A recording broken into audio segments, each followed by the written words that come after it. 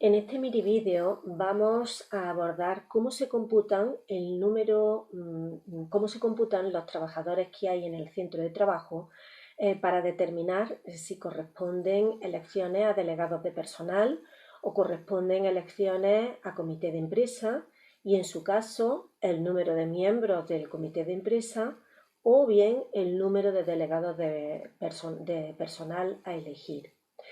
Eh, la cuestión está regulada fundamentalmente en el artículo 72 del Estatuto de los Trabajadores, como también tendríamos que hacer referencia al artículo 6.4 y al artículo 9.4 del Real Decreto de Elecciones a Representantes.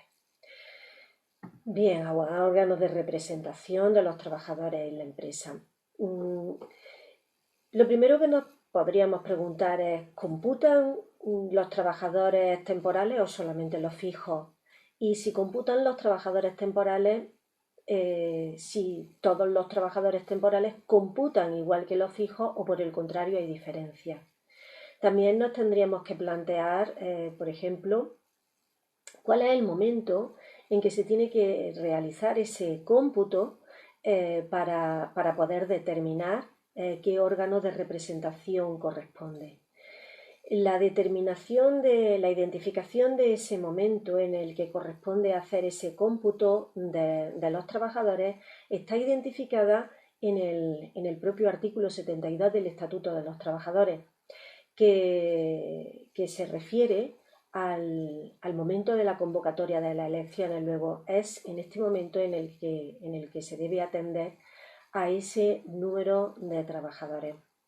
En cuanto a si computan los temporales, también lo aclara expresamente el artículo 72, el artículo 72.1, que reconoce expresamente que los fijos discontinuos y los trabajadores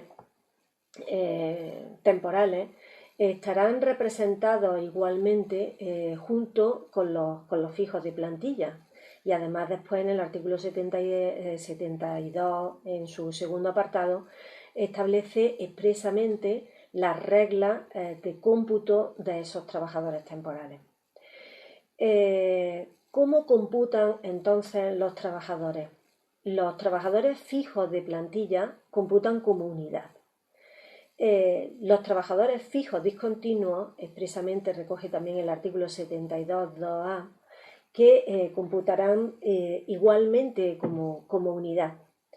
También computan como unidad, según se establece en este 72.2a, computan también como unidad los trabajadores temporales vinculados con un contrato de una duración superior al año.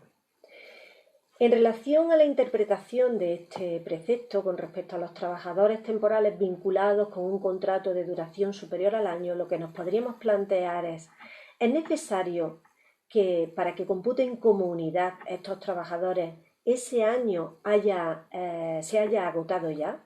Que los trabajadores lleven trabajando un año en la empresa a través de ese contrato, o por el contrario bastará, con independencia de la antigüedad que yo tenga en la empresa, que me hayan contratado con un contrato de duración superior al año. Para resolver esta cuestión hay sectores doctrinales que apoyan una postura u otra. Por ejemplo, hay autores que consideran que efectivamente el año tiene que haberse agotado, tiene que haberse trabajado por el trabajador y que no basta esa previsión en el contrato de trabajo. En cambio, otros, interpretando literalmente el precepto, pues consideran que basta con que en el contrato se haya previsto esa duración superior. Probablemente la solución más idónea sea ecléptica, de manera que hay contratos, como puede ser el contrato de obra o servicio determinado o el contrato de interinidad, en los que de antemano no se puede saber exactamente cuál va a ser su duración. Por ejemplo, en el contrato de obra, aunque se hubiese previsto un término, este término verdaderamente no tiene eficacia alguna, porque el contrato de obra o servicio determinado es un contrato que está sometido a término incierto, es certus an incertus quando, ¿no? Entonces no se sabe exactamente cuál va a ser la duración. Ante este tipo de contratos, desde luego el criterio más idóneo es el de atender a cuál sea el tiempo efectivamente trabajado, el tiempo trabajado por ese trabajador. Igual puede suceder, por ejemplo, con el contrato de interinidad. También en los casos de sucesión contractual también parece que se podría atender al tiempo que efectivamente lleve trabajado el trabajador en los sucesivos contratos y no solamente el tiempo previsto en el contrato que tiene en la actualidad. En cambio, cuando el contrato sí tiene previsto un término, entonces, con independencia de que no se haya alcanzado esa duración superior, al año, podríamos atender, y sería probablemente lo más adecuado, podríamos atender a la duración prevista en el contrato, como digo, con independencia de que no se haya trabajado, no se haya agotado aún ese año del contrato. ¿Qué sucede con los contratos que tienen un término inferior al del año?